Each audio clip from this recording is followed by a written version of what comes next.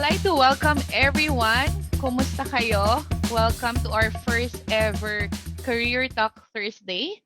And we're very happy. This is the first run, and we currently have 300 plus attendees right now. So for those who haven't typed in your location, the university where you are studying or where you graduated, please do so. I could see people from Davao, we have from Cagayan, we have from Manila. Maayong buntag, everyone. Hi, magandang hapon sa ating lahat and thank you for inviting me. Yeah. Can you see me now? Ayan, Hi okay. guys. Hello. Magandang hapon. Here we go. Let's all welcome Isaac. The floor is yours, Isaac. All right. Thank you, Isa. So before anything else, again, I just wanted to greet everyone a pleasant afternoon. Maraming salamat. I didn't actually expect, no, na ganito tayo karami sa call ngayon. Maraming salamat. Nakaka-flatter naman. Nakakatuwa na ang dami natin sa call. So thank you for those who joined via Zoom and of course to those who are watching via Facebook. Magandang hapon din po sa inyo.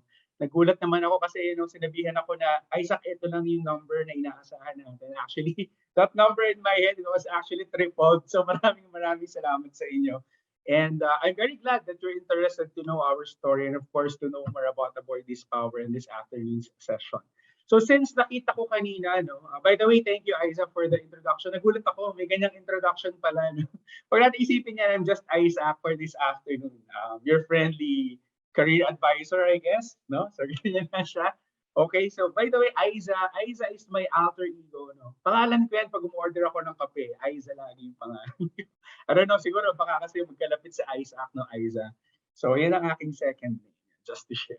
Alright, so magandang hapon muli sa inyo. So nakita niyo na kanina yung video about AboitizPower. So of course, just to quickly share about AboitizPower, of course, it's part of a bigger conglomerate, which is the Aboitiz Group. No? So Power is one of our business units. Actually, we also have food, banking, finance, infrastructure, construction, etc. Malaki yung Aboitiz Group. And of course, AboitizPower is one of the leading sources, no? One of the leading in the industry in terms of in the power industry space. So that's us, AboitizPower. Of course, we drive change for a better world. We take care about our employees and our communities as well. So later on, we'll talk more about AboitizPower. And nakita niyo naman din sa video kanina. So before we get started, nakita ko ang daming participants from all over the Philippines, hindi lang siya in Manila. So I just wanted to call your attention, guys. So if you're, kung taga Luzon kayo, mag-ingay tayo sa chat box. Hello sa mga taga Luzon. Sino yung mga taga Luzon dito? I'm looking at the chat box now.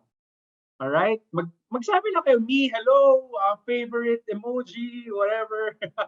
Ayan, hello sa inyo sa mga taga Luzon. Magandang hapon. Yan, I'm seeing a lot of things. So again, let's make this afternoon a very, very light and relaxing. I know it's lunchtime. Pwede naman kayong kumain, have your drinks while listening to me. Walang problema. Okay yan. Alright, hi sa mga taga Luzon. Of course, magpapatalo ba yung mga taga Visayas? Nasaan yung mga taga Visayas natin this afternoon? Yan, magandang hapon po sa inyo and happy lunch, by the way. Ayan.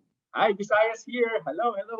Sa ating mga taga Visayas, magandang tanghali po sa inyo. I love the energy. I love this group. Ilan na pa tayo ngayon? 507. Siyempre, meron pa tayong mga nasa Facebook.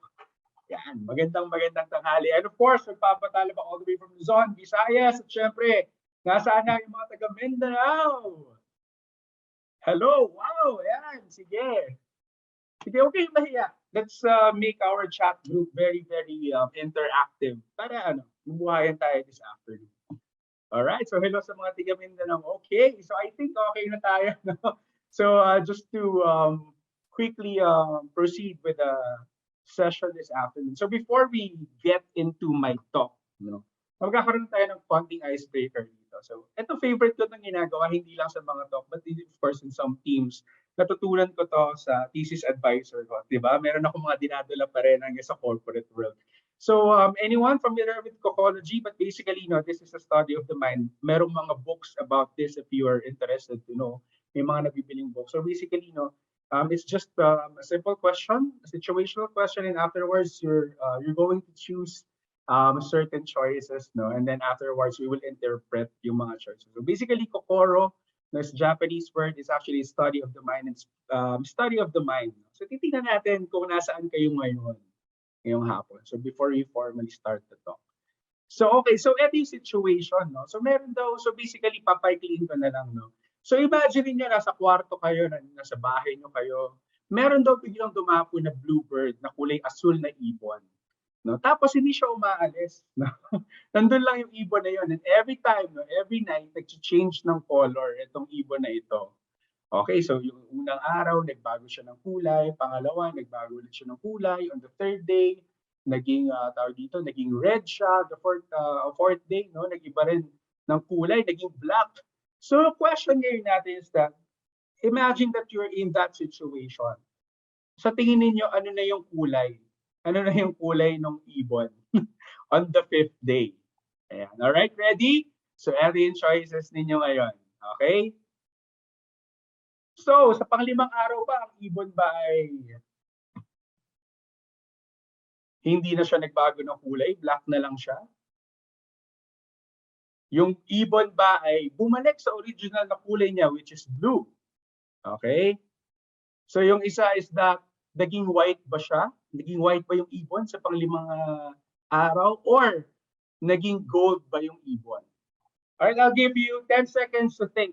Pwede nyo i-chat, no, sa ating chat box yung sagot na yun. Pwede nyo namang nasa isip lang. Ayan. Thank you. Nakita ko na maraming color, but of course we have choices. So eto lang siya. Alright, so let's interpret, no? Let's interpret the answers. Okay?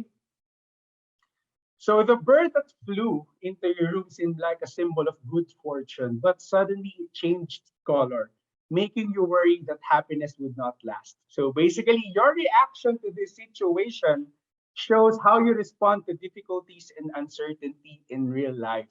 So tingnan natin if you guys will agree in the choice that you made, no? So let's see, no? Okay, so sino yung mga namili ng black? Sino daw tong mga taong ito? Oh, sorry.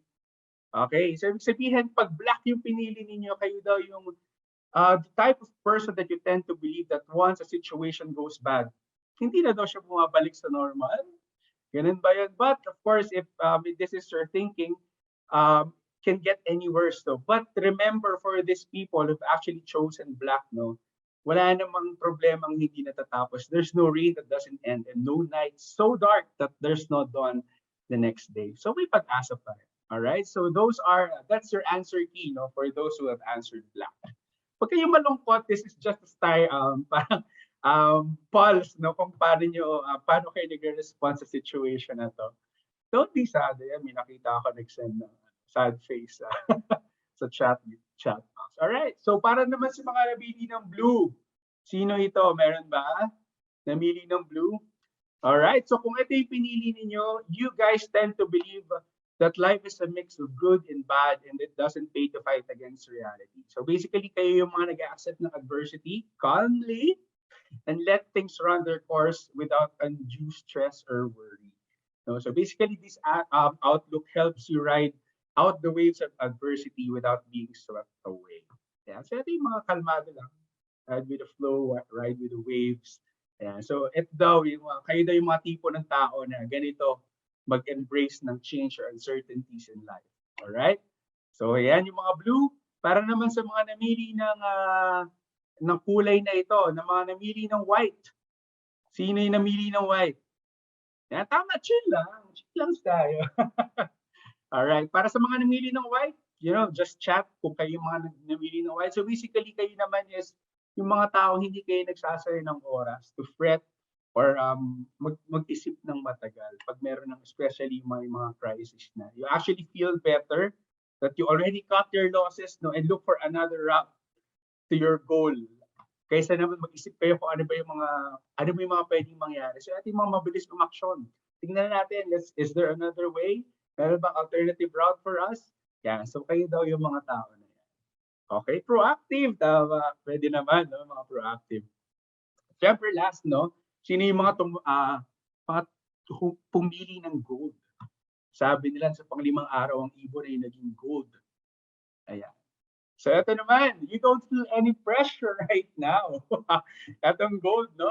So ibig sabihin kayo talagang matapang every crisis. Opportunity yan. Fight tayo, fight, fight, fight. But of course, yung mga pumili ng gold, no, there's always a caution for us na be careful pa rin. No, to not let your boundless confidence get the best of you. So it's very fine. And there's a very fine line between fearless and foolhardy. So yun naman, just a little bit of reminder.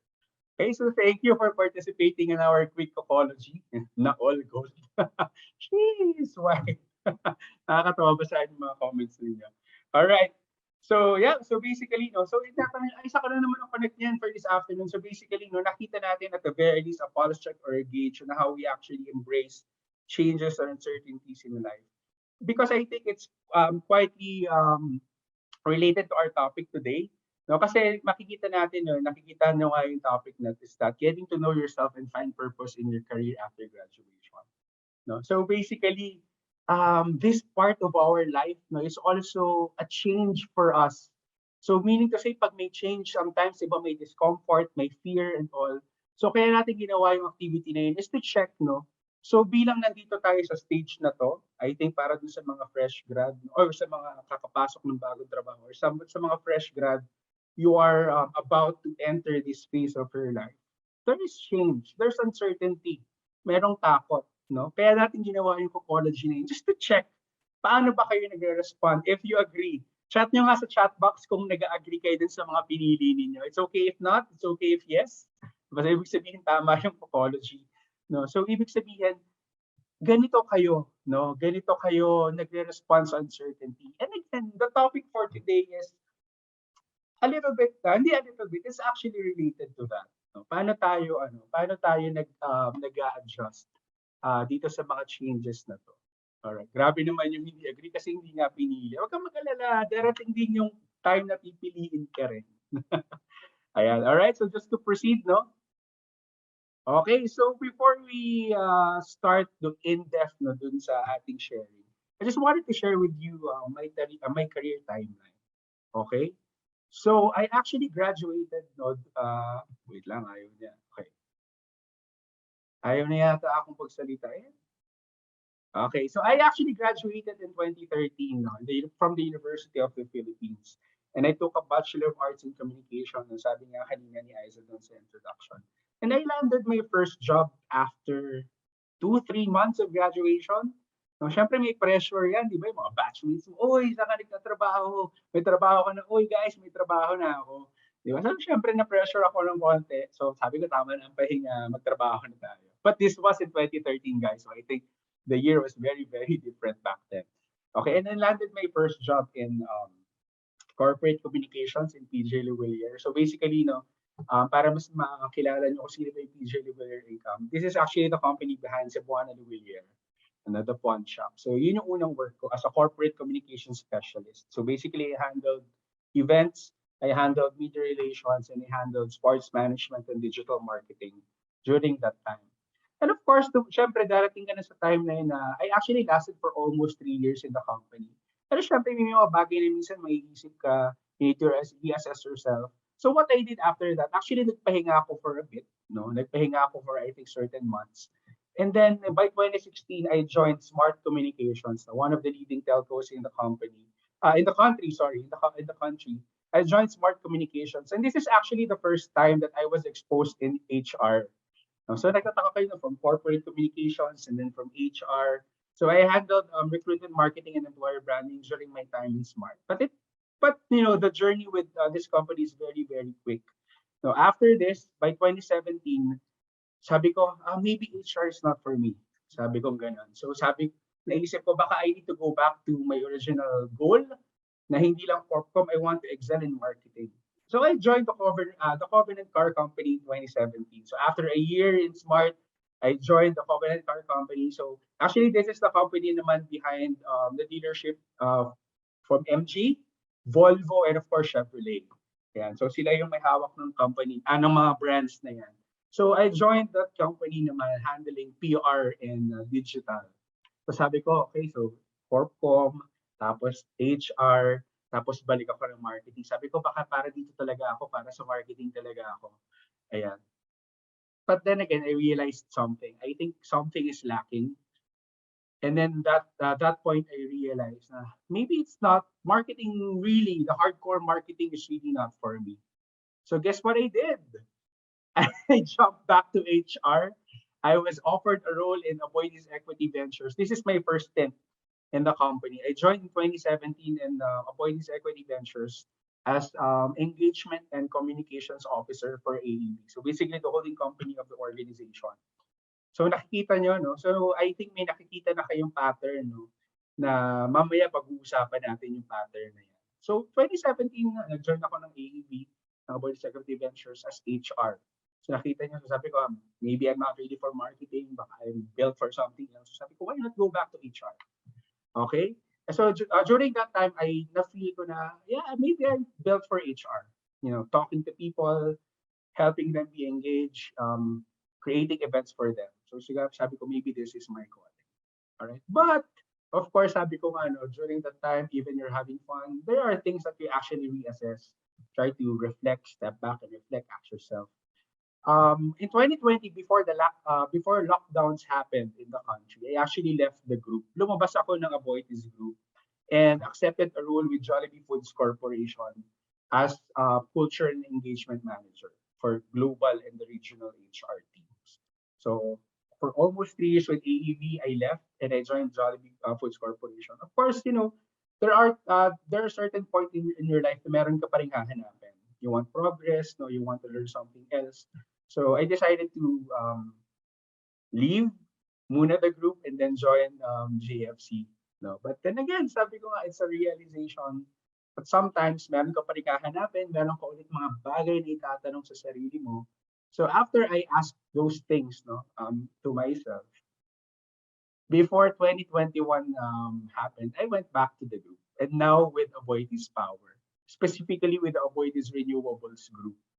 Ayan, with AboitizPower.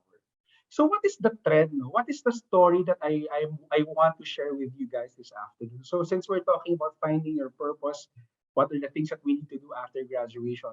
So I'm sharing this not because to brag or to say na eto yung mga companies na nasabihan ko. No, definitely not. What I'm trying to say here is that it's actually a lifelong journey. Hindi siya tsambahan na one try, eto na. Nasa iyo na, alam mo na yung kailangan mong gawin. So basically, in this journey, what I'm trying to share with you guys, na hindi naging madali rin para sa akin in my almost 10 years of working. Ang daming hardships, ang daming challenges, ang daming agam-agam, ang daming opinion, ang daming mga bagay ako naririnig. So ibig sabihin, all of these things that happened to me actually took part para maging buo ako ngayon. So ibig sabihin, you guys, especially those for, I just wanted to know who are graduating here. Meron ba mga graduating? I think we have 2 types of demographics for this afternoon who are graduating pa lang. Ayan, so meron tayong mga graduating, di ba? Okay, thank you. And sino yung mga kaka-graduate pa lang? Naka-graduate na, nakaraos na. Yan, meron din, di ba? And meron din ba dito mga fresh grad at nakahanap na ng bagong trabaho or nakahanap na ng unang trabaho? Ayan, meron din naman. So guys, ibig ko lang sabihin dito is that it's a journey. Don't be afraid if you make mistakes. Don't be afraid if you need to make decisions that will actually break your heart. But believe me, guys, by doing so, it can actually help you be whole para mabuo ka. And these experiences will actually teach you a lot of things moving forward. So I think that's the first one that I wanted to share with you. No? Huwag kayong matakot.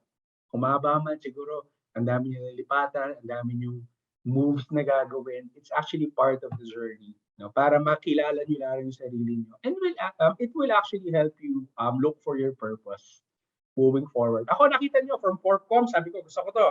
Gusto ko maging corporate communications. Gusto ko sa corporate communications ako. Pero hindi, natikman ko maging HR. Nakita ko kung paano maging HR. Sabi ko, gusto ko rin to. Gusto ko rin ng HR. Pero hindi parang hindi pala. Gusto ko mag-marketing talaga. Babalik ako ng Corpcom, babalik ako ng marketing. So, babalik ako.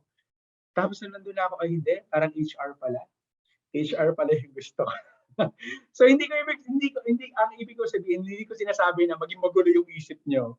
Ibig ko lang sabihin is that in every experience that you will have, it will actually help you realize, open your eyes, what you really want. What do you think is the purpose in your life, in your career? No, so maybe ako, as of now, at the point of my life, maybe my purpose is to help employees. Help employees be engaged, communicate with employees, converse with employees to help them be engaged and deliver business results. For now, I guess, di ba? So, ito yung nakita yung timeline. This actually helped me to find my purpose after not just after graduation, after X number of jobs, di ba? And now, which leads me naman to some of the tips that I want to share with you this afternoon. What are my ABCs for the talents of the future? All right. So simple tips lang naman ito para sa inyo since I just have, I think, less than 20 minutes left. So letter A is that actions speak louder than words. All right. So I'll be discussing this in two-pronged approach. So for the employer and for you, the personal. If you're looking for a company, so maybe you need to take note of this. Actions speak louder than words. So maybe it's good to know or join an organization that actually walks the talk. So ibig sabihin, if they say, we advance business of communities, we care about the communities, we care about the people, it's actually a bonus for us if the organization actually does that. So ako naman, ito pinapakita ko some of my old pictures. I think way back 2018, 2019. These are some of the things that we do in the company. So sabi nga natin, actions speak louder than words. So pag sinabi natin na we care about the community, we help people, ito yung ilan sa mga bagay na ginagawa namin in the company. So actually, the photos that you see are photos from the Brigada Escuela. Pre-pandemic, of course, obviously, nung wala pang COVID-19, we do this. At hindi lang yan, we also have outreach programs, we have tree planting. And what I think the good thing about this one is that hindi lang employees yung umaattend. Actually, the leaders also attend the event. And I think that's a testimony, come to think of it, that, if we really walk the talk and we see the leaders also do the same, I think we're in a good place. Diba? So I think that's the first A in terms of the employer. Diba? So actually, it's good to see if the organization is actually walking the talk at hindi lang siya puro marketing or hindi lang siya puro salita. Diba? So I think that's the first one. But in the personal level, paano natin siya marirelate if you're looking for your purpose? No? Even if you're a student pa lang or if you're graduating, I think this is a mentality that we need to embrace because this will also help us set our personal brand. Na tayo yung tao, hindi lang tayo nagsasalita, but we also be influenced by the organization. If the leaders are doing this, I should also do this. Diba? And I think in our schools, as early in our universities, diba, I think these are the values that are being taught in the academe. So pag dinala natin yan in the workplace, it's actually a good plus points for us. So again, that's the first A, actions speak louder than words. So ibig sabihin, more than your CV, more than the things that they read or they see in your resume, diba? When we have the opportunity, we need to prove ourselves that we do believe that actions speak louder than words. We need to walk the talk. All right, so that's the first A. All right, press 1 if okay na tayo sa A. If it's clear, press 1. Parang ano lang, press 1. All right. Thank you. So that's the A. So what's the B? So B is actually booking the moments. I think this is very important, especially for me. All right, so again, employer and the personal perspective, booking the moments. So ibig sabihin, it's also good that if you're trying to look for purpose, do it with other people. Hindi nyo naman kailangan suluhin yung journey with you. All right, it's actually fun if you share it with with other people, with friends. But also, it's also good to see that if an employer also offers this to you, opportunities to book the moments, it's actually good, right? Because it will help you also cultivate an atmosphere where it's fun to work. So what do I mean by booking the moments? If there are things that you can actually participate in an organization, do it. Yeah, for example, nakita niyo, meron kaming trivia night before sa office, no, pre-pandemic. If you can celebrate birthdays with your teammates, even in times of crisis, masaya pa rin kayo. Ayan, actually, yung N95 mask na yan, litrato yan bago mangyari yung mga sakuna. Ay, kinuha na namin yan nung Taal in 2020. So, ibig sabihin, we actually book the moments, even masaya siya or mahirap, we're booking the moments because actually the organization opens the opportunity for us. May event, grab it. May contest, join it. Di ba? So wag niyo sasayangin yung mga moments. May bonding opportunities, pwedeng mag-lunch out, pwedeng mag-dinner, join. May team building, join. Diba? So actually, that's what I mean by booking the moments. So that's for the organization. But for the personal, siguro what I can share with you guys, especially dun sa mga fresh grad and graduate pa lang, when we say booking the moment, don't be afraid to embrace the big moments. So ano ibig ko sabihin? Kung bibigyan kayo ng opportunity na feeling niyo, ay, hindi ko yan kaya, don't be afraid. No? Book the moment, kaya ko to. Step up, kakayanin ko to, kayang-kaya ko to. Diba? Because actually, that will help you gain more experience in the long run. So just to share, nung nasa unang trabaho ako, imagine niyo fresh grad and I'm just working, I think, 1.5 years.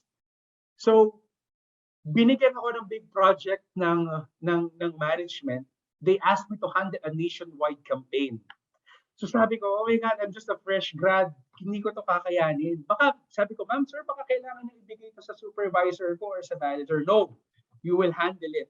So what I did is that I booked the moment, kinuha ko siya, ginrab ko, and I think that really helped me in terms of development and my career. Kasi imagine, like for example, if you're 20-year-old or 21-year-old fresh grad and you're actually leading a project that is nationwide, I think that's a good experience, no? So, siguro what I'm just trying to say is that don't be afraid in the big moments. Embrace it, grab it, book the moment. No, book the moment. So don't be afraid. Kung magkamali man, I think that's part. But of course, what's important is that we actually bounce back and learn from our mistakes, and then it actually helps us to improve moving forward. So that's what I mean by booking the moments. All right, press 2 or type letter B. Kung clear yung letter B ko, so we're done with A, then with B. All right, thank you. Thank you for those who are participating in the chat. Maraming salamat. And of course, the last one is letter C. So culture is important. Okay? So ibig sabihin, in an organization, it's also nice to know what is the culture in the organization. So as you can see, these are some of the things that are actually embedded in the DNA of our culture here in the group. So like, for example, are there activities for employees for you to bond? For example, the photo actually that you see on the left is, I think pre-pandemic din to. This is our employee clubs. So because it's part of our culture, cultivating fun, um, allowing employees to lead their own interests, diba? And then this one, the photo in the middle, this was actually my mentor. Now before, I think in 2019, so it's actually a culture of learning and development. And this is a recent one, yung snapshot. This is our conversation with our executive director. So we need to say, all of this, all of the things that we have discussed, letter A, letter B, this actually takes part of a bigger picture, which is culture. Diba? So it's important to know in an organization, what is the culture like? Paano ba yung organization? What is like working with this organization? No, so that's the employer side of the seat. And say sa atin, I think the big question always, especially ng mga fresh grad, yung mga magsisimula pa lang, ay sa akin, di ko naman malalaman yung culture ng organization pag wala pa ako sa loob. And that's our responsibility. That's where that's the role that we need to play in. At the very least, for me, this is just a tip. Yes, of course, we wouldn't know. No, what we can only do to know the culture is by reading siguro the things that we see sa website, the videos, how do they market it in terms of their employer brand. Siguro yun lang. But of course, we will experience it firsthand the culture when we get inside. No? Now, the role for us is that are we a good fit in the culture? That's the big question. If no, maybe it's time to reassess. If it's really no, but of course, the one thing that I also realize is we also need to attempt and put efforts. How can we actually fit? How can we actually embrace the culture? Kasi sometimes giving up is not the only option na para, hindi talaga ako fit. Siguro, alis na lang ako. Hindi na lang ako. Hindi eh. Siguro, sometimes you also need, siguro, lalo na, no, when you actually land your first job. There will be roadblocks, no? There will be hiccups along the way. But of course, it's also a wake-up call sa atin. It's also our responsibility to think and see how can we actually fit in the culture of this organization. If you are in agreement, no? If the culture is aligned with you. So that's also the challenge. Again, just to share, meron akong organizations na sinalihan after few days, they actually resigned. Sabi ko, hindi ako fit sa culture, baka hindi ako para dito. But I realized, sabi ko, hindi eh, baka hindi pag-resign yung solusyon. Baka I need to open my doors, I need to open my horizons para I think I can feel how can I be fit in the culture. So true enough, tumagal ako sa kumpanya na yon. I opened my doors to making friends. I opened my doors to try things that the organizations are offering, and it worked well. So I think that's the third tip na gusto kong sabihin sa inyo. Na it's also our responsibility moving forward, no, to see and check how can we actually fit in the culture. All right, so that's letter C. If it's clear, type C. Ilang oras na lang ba ako? I think I just have a couple of minutes left. Thank you. So later we will be recapping no itong ating ang ating ABC. All right. Okay, so just to share a little bit about the organization, since we talk about culture, so these are the things that you need to know about AboitizPower. So this is our purpose. We actually drive change for a better world. So how do we do that? Of course, since we are in the power industry, we provide reliable energy source as stated in our promise, reliable and ample power supply we needed, ensure that the supply of electricity is provided at a reasonable and competitive price, and lastly, accomplish the first two duties with at least possible adverse effects on the environment and the community. So again, we drive change for a better world here in the Avoidis Group, and this is our promise actually to provide reliable and ample power to the communities. No? Okay. And of course, since we have actually talked about the culture, this is also our culture aspects. We call it Holobi. So we are high performing. So we ensure that our people here are high performers through learning and development, through mentoring sessions. Diba? So we always do that here. And owner's mindset, of course, sabi ko nga kanina, booking the moments. No? So if there are opportunities for you, you own it. No? You be responsible to it para at least the results are actually good. When we have that owner's mindset. Learning and growth, we discussed earlier. If there are learning opportunities and growth opportunities also, that will be good. Then the atmosphere, sabi ko kanina, we cultivate the atmosphere which is fun to work with. The people, mag-enjoy din kayong katrabaho. No? So yun yung mga, isa rin sa mga bagay na ginagawa namin sa AboitizPower. And of course, we also embrace our values. The values that we actually carry every day at work, and hindi lang sa work, even in our personal lives. No? Ano ba yung mga values na yun? So we believe in integrity. No, even no one is looking. No, we do things the way it should be. Teamwork. No, we work together towards a common goal. Innovation. We actually look for better ways to do things every day. Is there a better way? So we try to innovate things. So again, we are also free to share our opinions in the group. Responsibility. No, responsibility in our teams, in our group, and responsibility for our communities. No, especially we're also good at CSR. Of course, corporate social responsibility, and of course we ensure service excellence, that we anticipate the needs of the people, of our various stakeholders, so we can actually provide good service to our stakeholders. Okay, so again, I think I just have a couple of minutes para may Q&A pa. So just to recap, so letter A, actions speak louder than words. Okay, so basically we need to walk the talk. No, so that's the first one. B, book the moments, never be afraid to embrace the big moments, never be afraid to step up. That's your moment. That's your time to shine. All right. And number 3, culture is important in every aspect na pinag-usapan natin. It's also important to see and make efforts within ourselves. How can we fit in? How can we make ourselves be part of this organization in the long run? How can I contribute? All right. So again, those are the ABCs natin for this afternoon. And I just wanted to end this presentation. No. So thank you. So after this, we'll be proceeding with a Q&A. But before that, let me just share with you this video about AboitizPower. Thank you, everyone.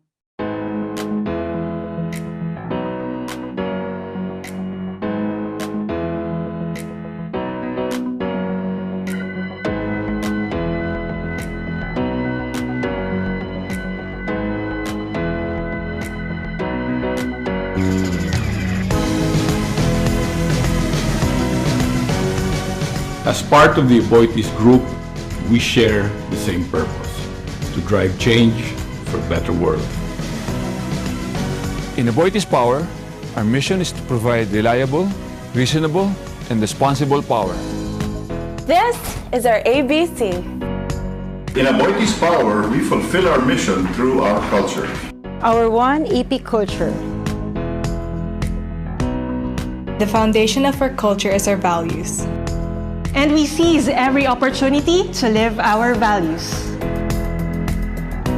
We deliver What we promise. And we honor our commitment. We move. Quickly alone, but move farther together. We believe that change is the status quo. We strive to align what's right for us. what's right for our stakeholders. And we go the extra mile to delight our customers. We are high performers. Focus And self-aware. Sa kumpanya tayo. Atin ito. We share learnings from our successes and mistakes. We are self-driven. And we go the extra mile to continuously improve ourselves. We create an environment where both hard work And play are valued. This is our one AP culture. This is what we do moment by moment. We are one AP. We are one AP. We are one AP. we are one AP. One AP. One AP. One AP. We are one AP. We are one. We are one AP. We are AboitizPower.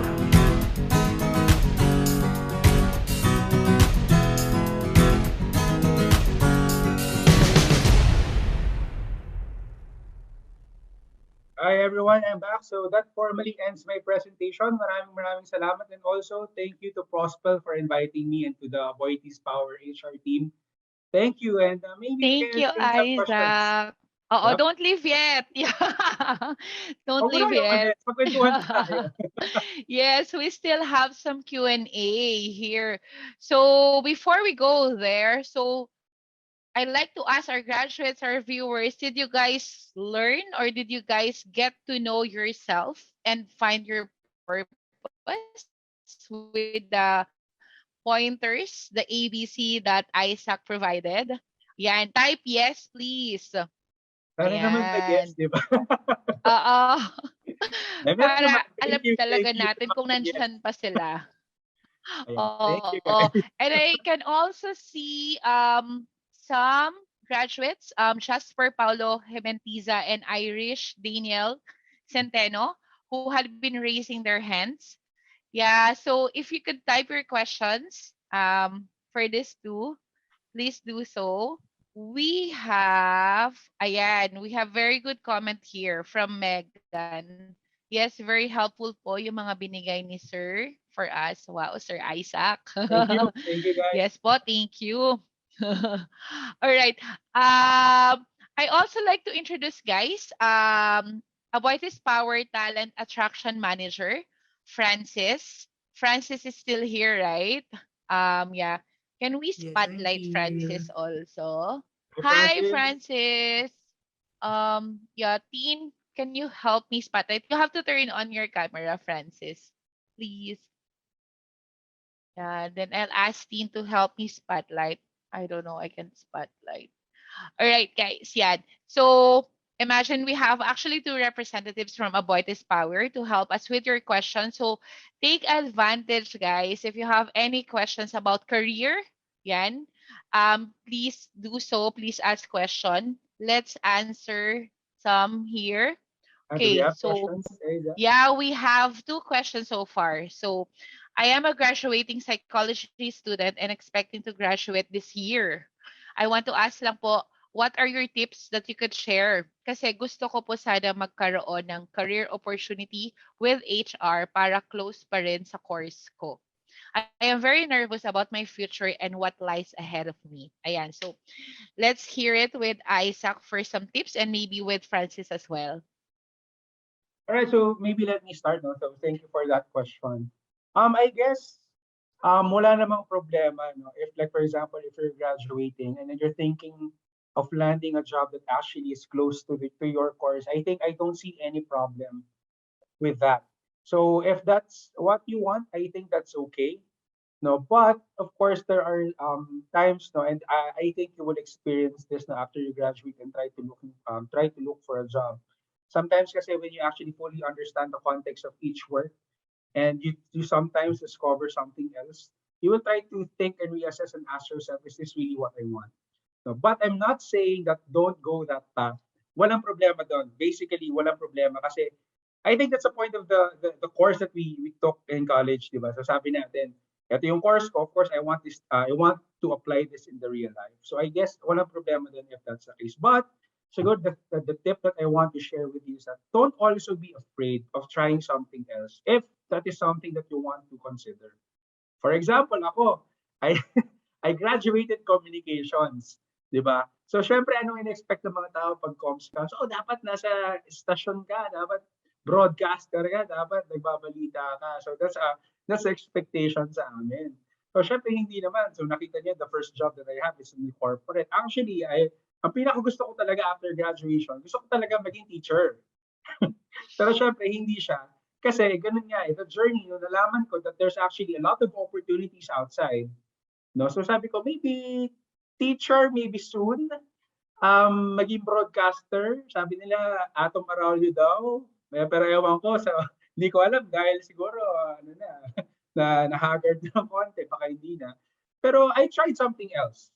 And then after that, I tried something else. So nakita niyo naman sa career path, di ba? I tried many things until I got in this space. So for that question siguro that's okay, walang problema doon. But just try to consider also the other spectrum of the career if ever na maghahanap ka na ng trabaho. Again, I just wanted to be clear, okay yon, walang problema to practice your course na kinuha nyo. Kung for example, kung psycha, can be HR, di ba? Pero it's also good to actually explore other options if ever. Kasi baka mamaya other opportunities also lie in other areas. Again, comms ako, pero nasa HR ako. Di ba? So parang ganun. Alright. So I think that I hope I was able to answer your question siguro for that person who actually asked that. Yeah, anonymous siya, medyo shy. Medyo natawa ako kay Atom Arroyo, not because of the physical, pero kabatch ko yata siya sa school natin. So, alam mo na yung age. Yeah, I also would like to encourage our Facebook viewers. We have 113 streamers in Facebook right now. So, please ask your questions so we could also answer this. All right, we'll be waiting for your questions. Okay, the next question naman, let's ask Francis to answer this question. So, Francis, what advice can you give to students looking to get a career in the arts, animation, storyboarding, creative writing, direction, or director, I think, especially in the Philippines, where creativity seems to be lacking and good artists do not receive as much notice? Hello everyone. First of all, thank you to Prospel for inviting AboitizPower for their first career talk Thursday. Really appreciate, and there's a lot of participants for us this afternoon. Sorry about the question in terms of creatives. Kasi from what I can say, it's a continuous learning that you have to do when you are in creatives, no? So I guess number one is for you to really be open to learn new things, to learn new style in terms of the creative side, no? So really more on that, na you have to be open and explore new things as you go in your profession for creatives. Yeah. Thank you, Francis, for answering that. All right, let's move on to the third question. Yeah, and Facebook streamers, we're still waiting for your questions, okay? All right, so this one is a very good one, actually. Isaac, how did you learn to embrace risk-taking? And to follow up that question, maybe Francis can answer this also. Paano daw kung hindi talaga jive ang kanyang life outlook sa corporate world? Do you have any tips on how to adjust? So let's answer those questions. Let's start with Isaac. Alright, sige. So first question muna, paano ko I think hindi siya bagay na natututunan. It's something that kailangan mo lang pagdesisyonan para sa sarili mo. But let me tell you, no, it's actually you need time and a calm and peaceful mind before you actually do this. Kasi sabi nga natin, if it is a risk, it needs to be a calculated risk at the very least. Kasi it's career that we're talking about, no? And especially, you know, when you start earning money and start supporting yourself, hindi na pwede kasi basta-basta na decisions that we make, no? But let me share with you, that's the first thing that I did when I landed my first job, and sabi ko ayoko na. So anong nangyari? Guys, this is a true story and hindi ko to sinasabi para matakot kayo, but to share with you the lesson that I learned. So sabi ko nung ayoko na, wala pa akong backup plan. So sabi ko ayoko na talaga, bahala na. So after I resigned from my first job, wala akong trabaho for the next 4 months. So naubos yung savings ko.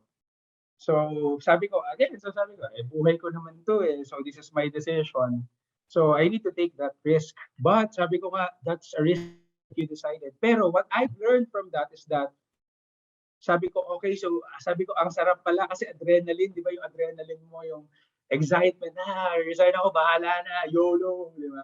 Pero na-realize ko na pag nagtatrabaho na pala, baka hindi. At the very least, try to balance it out. You need to have a plan.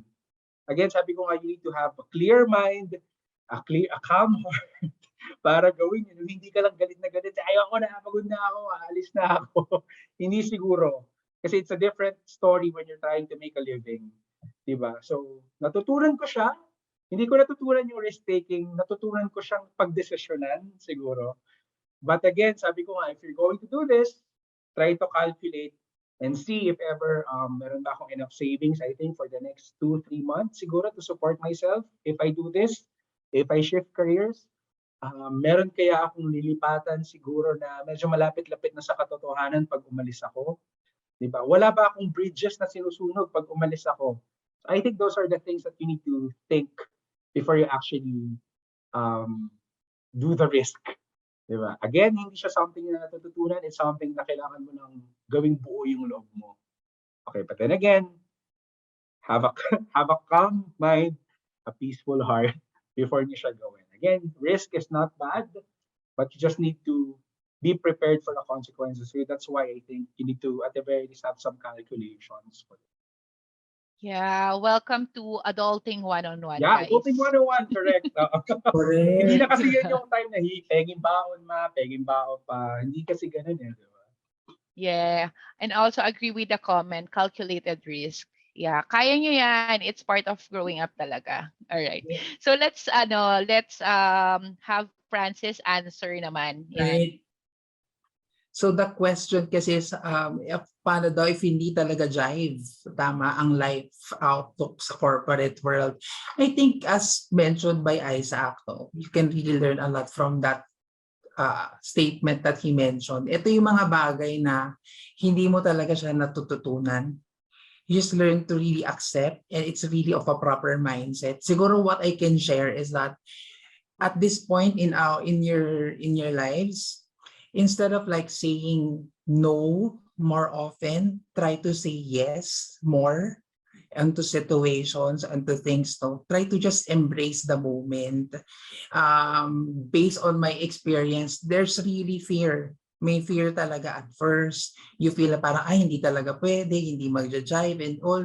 Pero it's not, because it will lead you, based on the experience that I've had, people that you encounter in the corporate setting will lead you to the success and the fulfillment that you will get.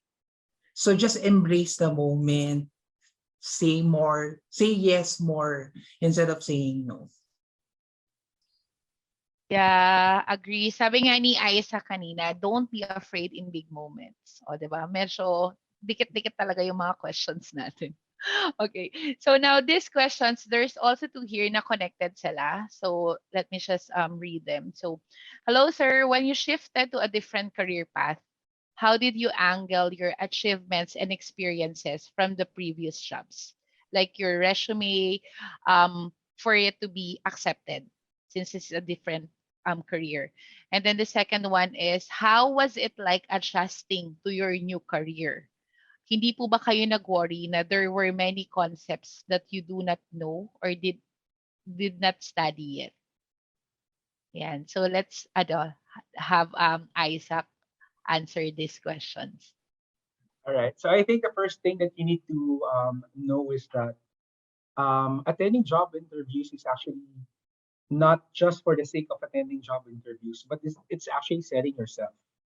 So that's why it's important that every interviews that you do, make sure that you nag-research kayo about the company. You really know kung ano yung sinulat niyo sa resume niyo or sa CV niyo. Because you are there applying for a job. And when you're applying for a job, you are selling yourself. But to answer the question lang, no, paano ko siya nire-angle is that siguro just a tip no, for those na nandito sa klase ng experience na to is that number one, you just need to review everything that you did, every achievements that you make, every achievements that you made, because those are the things na tinatanong sa inyo ng employer. It's not actually necessary to angle it para dun sa job na ina-apply ninyo. But I think the hiring managers or the organizations would like to know paano mo siya ginawa. Kasi like for example, there are projects naman talaga. For example, itong project na to, hindi naman to applicable dito sa ina-applyan mo. Pero kasi most of the time, what the companies are actually looking is that number one, paano mo siya ginawa? Number two, what was your attitude during the time na ginawa mo siya? And number three, paano mo siya ginawa? Ginawa mo siya mag-isa? What was the situation? What are the tasks na ginawa ninyo? How did you actually assess and address the challenges? And what were the results? Diba? So yun naman yung usually tinatanong. And don't worry about re-angling na dapat pasok to sa job na ina-applyan ko. I think the bigger picture here is that you need to tell the whole story, the whole journey. Kasi that will help the hiring manager or the organizations assess. Diba? Na parang, okay, so itong taong to, ganito pala siya magtrabaho. This is the attitude, this is the mindset. Diba? So that's the answer to the first question. And second is that, sorry, gusto ko na din sagutin yung pangalawa. But Francis, you can also add, no? Hindi ba ako nag-worry na pagpasok ko ng corporate, may mga bagay akong hindi alam? The answer is 95% wala akong alam sa mga pinagagawa ko sa una kong trabaho. And 5% siguro yung pinag-aralan ko. Guys, this is a true story. Siguro we'll be fortunate enough kapag pumasok tayo sa isang trabaho tas ang dami nating pinag-aralan. Again, no, the things that we learn in school, actually, those are theoretical. Diba? But how can we apply it is that when we actually land for a job. I'm not saying na puro theoretical, kaya nga meron tayong internship, meron tayong immersions, diba? Because this actually help us experience the actual thing. Diba? But just to answer, 95% at the very least, no, nung pumasok ako in my first job, hindi ko alam yung ginagawa ko. So that's why sinabi ni Francis kanina, that's very, very important. Along the way, the people that you meet, the people, your leaders that you will actually work with, these are the people who will actually get you along the way. So don't be afraid. Sabi ko kanina, book the moment, so never be afraid to step up, to make connections, make friends, dahil sila yung tutulong sa'yo. Okay? So I hope that's clear. Francis, feel free to add. Sorry. Yes, please. Sobrang nakaka-relate ako dun sa sinabi ni Isaac na on the first day, first experience, first work, talagang yes, 90 to 95% hindi mo alam yung gagawin or something. That's why, no, yung letter A ni Isaac, very important. Action speaks louder than words. You have to take action as you don't know everything or don't know anything, no? No, at first, you have to take action to know it. So huwag kang matakot na hindi mo siya alam. Matakot ka if you don't take action on those things. Thank you. Thank you for that tip, Francis. Yeah.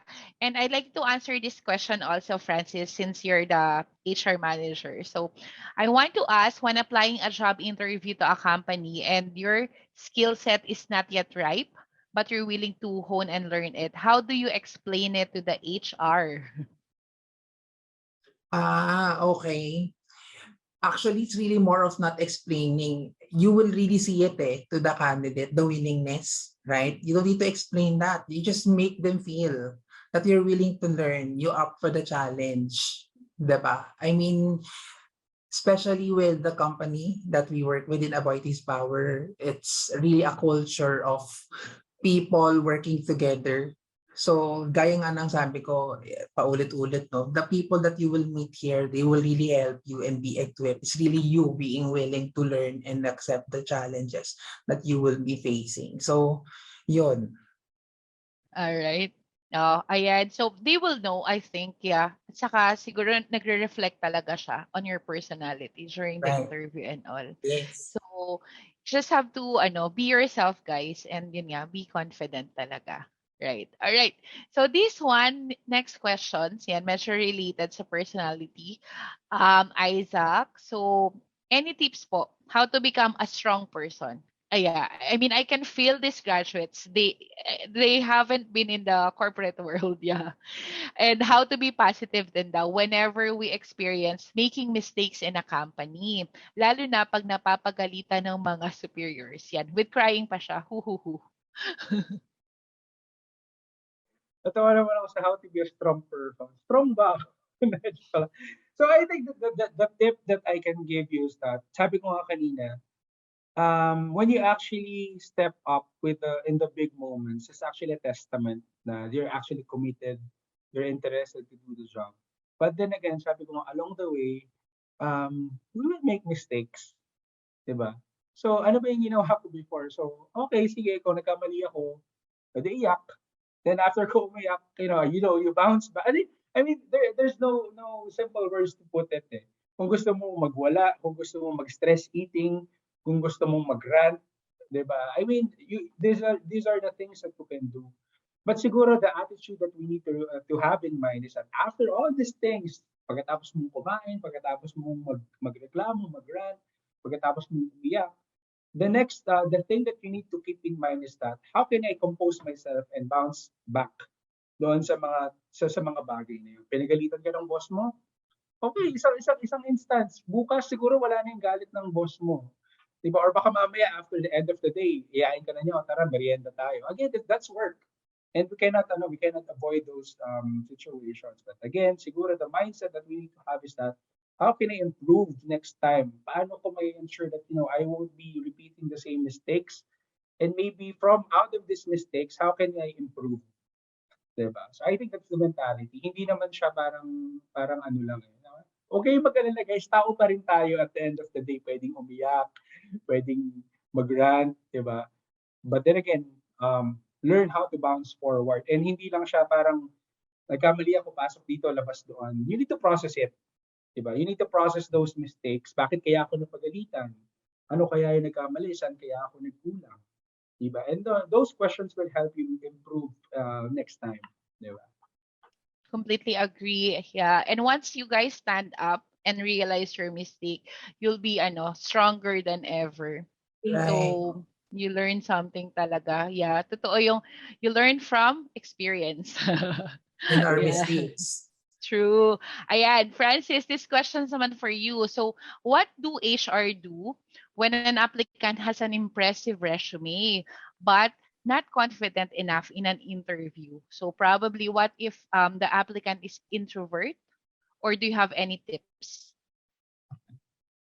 Ako kasi personally, based on my experience as a talent attraction professional, as an HR person, I coach people one way or another. Meaning, if ever we will still consider the person or if we will see him or fit for another role, I see to it that I coach during the interview process so that the person can improve. Diba? 360-degree feedback is very important during the interview process. So in case that I can see a lot of potential, it's really more of finding those opportunities for the person to improve, to be more confident. So yung mga yan kasi trainable yan or something na pwedeng ma-improve. So it should not be something if the question should be taken against or something. No, you have to coach the person during the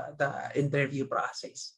Yeah, don't be afraid, guys. So, huwag kayong masyadong matakot sa mga talent acquisition team or HR. Be yourself during the Agree. interview. That's it. Yeah, just be yourself. Parang it will just show All right. So this one's naman, okay. So we have 4 minutes left for this question. So I think I'll just pick like 2 to 3 questions. All right. So this one goes to Isaac. So how would you know if your job or career is for you, aside from the reason that it makes you happy? Meron pa bang ibang reason? Um, I think beyond happiness, sabi nga natin, hence the topic, no? You also need to find that connection with the purpose. Is this job something that fulfills you within, and you think that you're also making an impact outside the organization? So I think by doing so, no, you can actually see if that's the right job for you. Kasi sabi nga natin, di ba, if you actually feel that you are in the right position, in the right job, actually hindi siya trabaho para sa'yo. It's just play.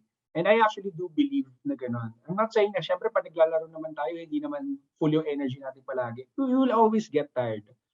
But I guess the role if the work is really for you is that even if you're stressed, even if there's a lot of things that there are things that you need to do na ang dami. At the end of the day, if hindi mo naiisip yung pagod, if hindi mo naiisip na bukas ang dami na naman kailangan gawin. And I think at the very least, no, that job is for you. Oh, that's very interesting. All right. Okay. So this will be the last question. I let Francis and Isaac answer this.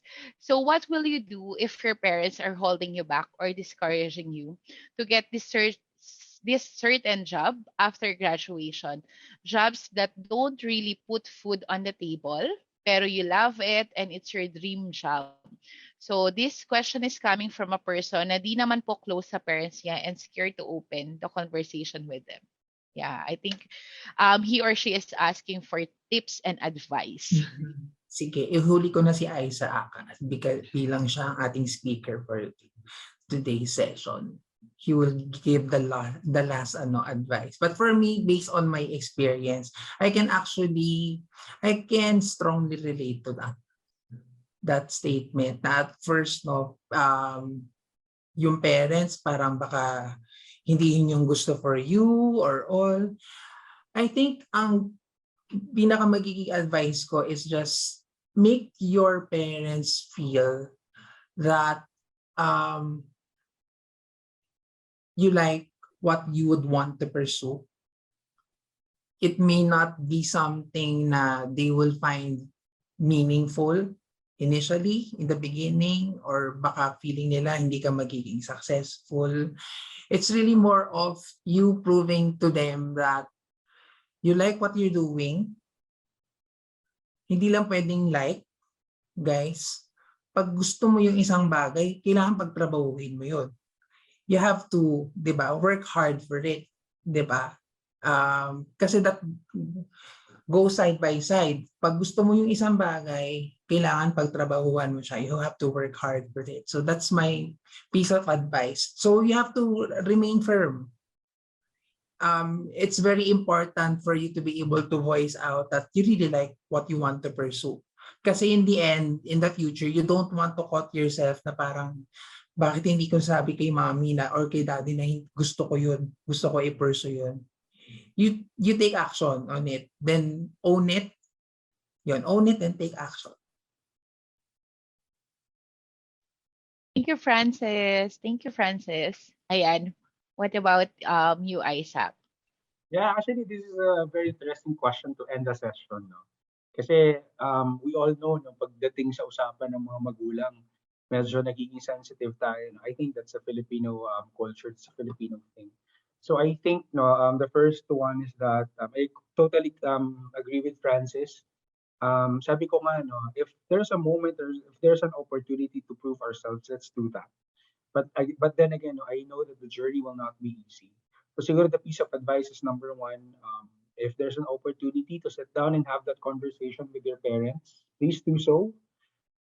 Kasi this, anyway, parang at the end of the day, iniisip natin, di ba sinasabi nila after graduation, it's actually the time to pay back to our parents. And of course, if you want to do so, We just need to make sure that in the process we're also happy doing it, and we're not dragging ourselves or forcing ourselves of doing things that we really don't want to do.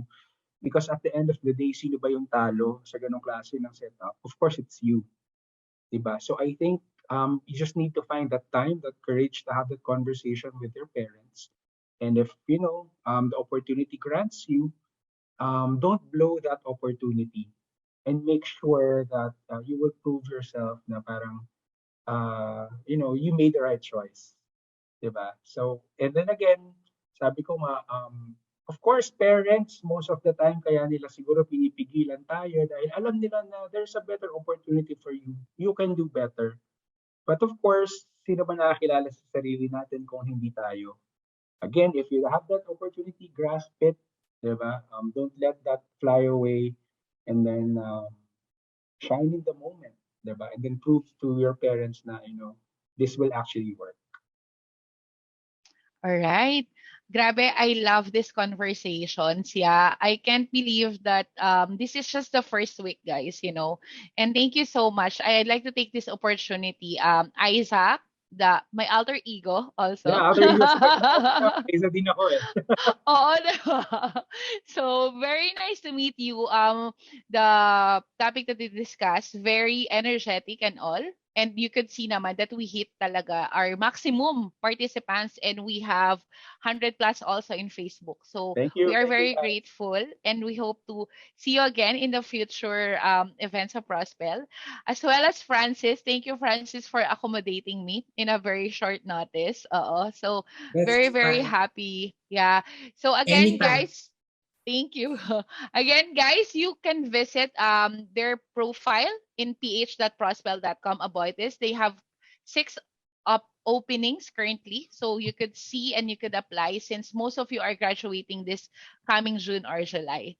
So there you go. Now we will be having the raffle.